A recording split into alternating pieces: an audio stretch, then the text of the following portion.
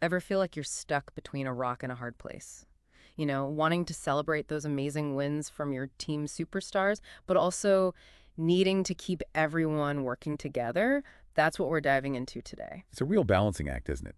Making the most of everyone's unique talents without losing sight of that whole team aspect. Totally. And the material we're looking at actually highlights this perfectly. Imagine this. Sarah's a top performer, right? Just closed this huge deal for the company. But at the same time, her whole project team's been burning the midnight oil to deliver this game-changing solution. Who gets the spotlight? Tough call for a manager, right? It can get really tricky. Because, see, if you focus too much on those individual achievements, it's easy to kind of overlook the efforts of the whole team. And that collaboration, that's where the magic happens. That's innovation, that's resilience, it's everything.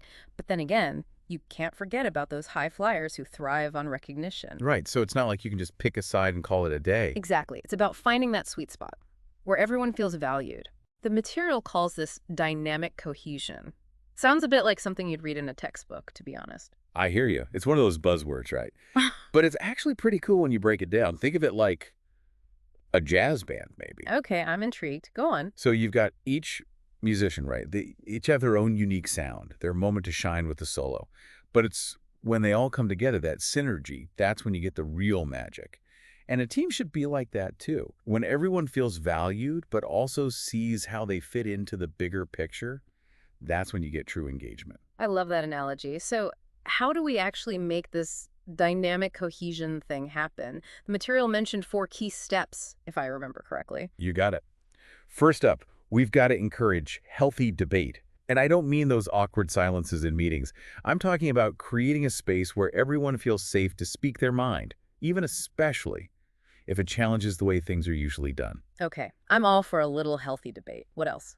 Next up, and this one's a game changer, rotating leadership roles. So not just one superhero calling all the shots. Give different team members the chance to step up, lead a project, develop those skills. Like cross-training, but for leadership. Exactly. Keep things fresh, prevents bottlenecks. Now, we can't forget about celebrating. And I mean, both individual A&D team wins. Because every win contributes to the bigger picture, right? All right, what's the final piece of this puzzle? Crystal clear expectations. I mean, for both individuals and the team as a whole. When everyone's on the same page about where they fit in, that's powerful stuff. It's like having a map, right? You might take different routes, but you're all heading to the same destination. Now, imagine being part of a team where you felt valued for your unique skills. You were excited to work together toward a common goal. That sounds pretty amazing. It does, doesn't it? And it's totally achievable. But there's another layer to this whole... Oh, you mean the whole culture aspect, that individualistic versus collectivist thing? Some people thrive on competition while others are more collaborative? Exactly. A good manager has to be like a cultural chameleon almost. You have to understand what makes your team tick. It's about adapting your approach, right? You can't just use a one-size-fits-all method with something like this. You got it. Think about recognition, for example. Someone from a very individualistic culture, they might love public praise, awards, that sort of thing. But someone who's more collectivist might prefer a team lunch to celebrate a shared accomplishment. Small tweaks, big impact. Knowing your team makes all the difference, and communication is a huge part of that, isn't it? Huge EE. And I don't just mean sending out meeting invites and deadlines. It's about telling a story, one where every individual plays a part in the team's success. Crafting a narrative, I like it. But how do you actually do that? Have you ever heard of a Connect the Dots meeting? I have, actually. It's such a simple but clever idea. For those who haven't heard of it, how does it work? It's really straightforward. A team member shares a recent win. Could be something small, even an individual accomplishment. Then, the team spends a few minutes discussing how that win connects to the bigger goals. It's like you said, connecting those dots, seeing how everything fits together. Exactly. Shifts the focus from me to we. Powerful stuff. Speaking of powerful, are you ready to tackle a topic that makes some managers a little nervous? You mean conflict? I was actually surprised that the material we're looking at didn't shy away from it at all. It actually framed conflict as a potentially positive force. And it absolutely can be. Now, I'm not talking about shouting matches here, but when it's handled well, conflict can spark incredible innovation. Think of it like harnessing the power of different viewpoints to reach a better solution. It's like turning those disagreements into stepping stones Right. instead of letting them become roadblocks. But how do we, as managers, walk that fine line? How do we make sure things stay productive? That's the million-dollar question. Mm. But lucky for us, the material actually lays out some really practical advice here. 4 key principles, to be exact. Hit me with them. Okay, so first things first, we've got to keep those disagreements focused on the task at hand. It's about challenging ideas, not personalities. Right, like no personal attacks. Exactly. Second thing, and this kind of goes hand in hand with the first one, we need to set some ground rules for how we talk to each other, especially when we disagree. Create that safe space for everyone to speak their mind. Love it. What's number 3? This one's huge. We've got to steer those conversations towards solutions, not blame. It's not about who messed up. It's about, okay, how do we fix it? Forward thinking, right, solution oriented. Okay, what's the final principle to really make conflict work for us? Think of every disagreement as a learning opportunity, no matter how big or small. It's like a chance to level up as a team. I love that. It's all about progress, right? Always learning and growing. Now, switching gears a bit here, the material also talked about measuring success, and not just individual wins, but team accomplishments too. It's all connected, right? Can't have one without the other. The source material actually suggests a balanced scorecard approach. Okay, now you're just using fancy terms. Break that down for me. So basically, it means you're not just looking at one single thing to measure success. Yeah. You've got your individual goals, sure, but you're also tracking how well the team's working together. The big picture, you know. So it's about finding that balance again. Individual targets, team dynamics, it's all got to work together. And here's the kicker. It's not enough to just track those numbers in a spreadsheet. Anyone can do that. We've got to use those numbers to tell a story. That's where data visualization comes in. I love that the material talked about that, making that data mean something. It's like taking those dry numbers and turning them into something exciting, something everyone can understand. So we've talked about building that dynamic cohesion, we've talked about conflict, and even how we measure success. Now, let's talk about the manager's role in all of this. Because it's not as simple as just telling your team, hey, work together and hoping for the best. Definitely not. This is where those leadership skills really come into play. It's not just about what you say, it's what you DO. You set the tone for the whole team. Okay, so what can managers actually DO to create that balance between individual and team success? I'm ready for some actionable advice here. Well, the source material actually outlines 5 leadership strategies that I think are super helpful. 5. Let's hear them. It's all about walking the walk, right? Not just talking the talk. Exactly.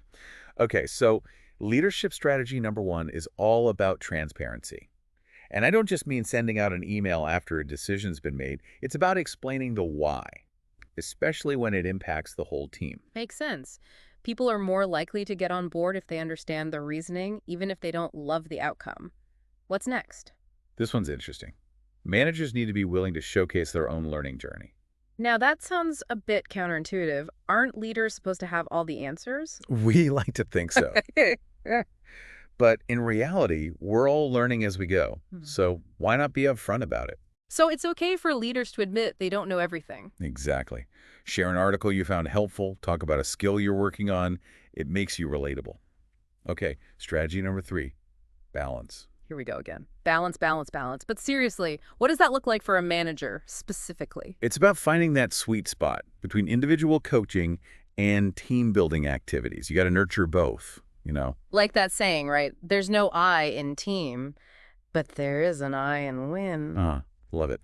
All right, number 4, the manager as a connector.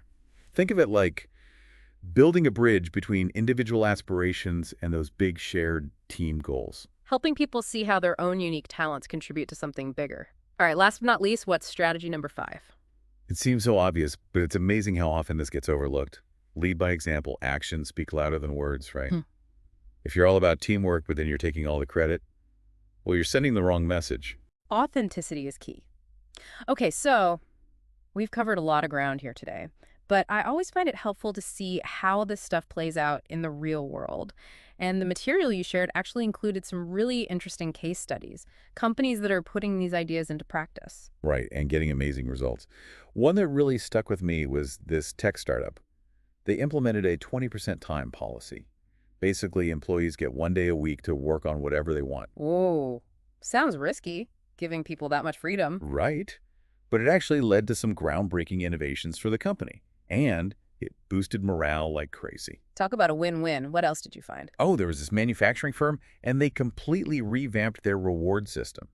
They realized that by only focusing on individual performance, they were actually hurting teamwork. Because it became all about competition, not collaboration. Exactly. So they created this hybrid system recognizing both individuals and teams. And guess what? Productivity went up by 30%. Wow. Proof that this stuff really works. Okay, one more case study. What about that consulting agency? Ah, yes. They created these innovation squads. They took their top performers from different departments and put them together on special projects. Cross-functional dream teams. I love it. It was genius. It let those high achievers really shine, but it also brought in all these different perspectives, Yeah. and the results speak for themselves. Breakthrough solutions, happier employees. It's pretty inspiring. It really is. It shows what's possible when we challenge those old ways of thinking, when we stop seeing individual and team success as two separate things. Exactly. When we realize that they're interconnected, that they fuel each other, that's when the magic happens. So as we wrap up this deep dive, I want to leave our listeners with this thought. Imagine a workplace where individual growth and team success aren't at odds with each other, where they actually reinforce each other. What would it take to make that a reality for you and your team and your company? It's a question worth asking. And as always, we'd love to hear your thoughts. Absolutely. Keep those conversations going because at the end of the day, it's all about creating more fulfilling and productive workplaces for everyone.